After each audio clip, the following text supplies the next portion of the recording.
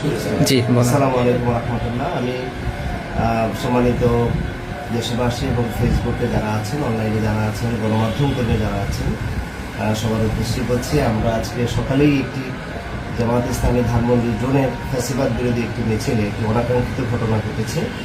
সেখানে সাংবাদিকদের সাথে ভুল বোঝাবুঝির কারণে একটি অনাকাঙ্ক্ষিত ঘটনা ঘটেছে। আমাদের এই ভাই, আমরা সকালে যিনি প্রতিনিধি হিসেবে আছেন, আমাদের মুস্তাফিজুর রহমান শিশির ভাই, আমাদের খুব মাহফুজুর রহমান শিশির ভাই, আমাদের খুব কাছের মানুষ, সবসময় আমরা আমাদের প্রোগ্রামগুলো কাভার করে।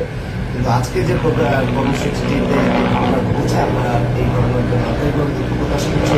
যারা এই ঘটনার সাথে আমাদের যারা সম্পৃক্ত, আমরা ইতিমধ্যেই সাংগঠনিকভাবে আমরা তাদেরকে চিহ্নিত করার চেষ্টা করছি এবং পরে তাদের ব্যাপারে সাংগঠনিক সিদ্ধান্ত নেওয়ার ব্যাপারে সংগঠন এই ব্যাপারে দৃঢ় প্রতিজ্ঞ এবং আমরা খুব কম সময়ের মধ্যে ইনশাআল্লাহ এই বিষয়ে আমরা পদক্ষেপ নেব। এর বাইরে অন্য কেউ এর মধ্যে অনুপ্রবেশ করে এই ঘটনার সুযোগ নিয়েছে কিনা সেই বিষয়টিও আমরা খতিয়ে দেখার চেষ্টা করছি।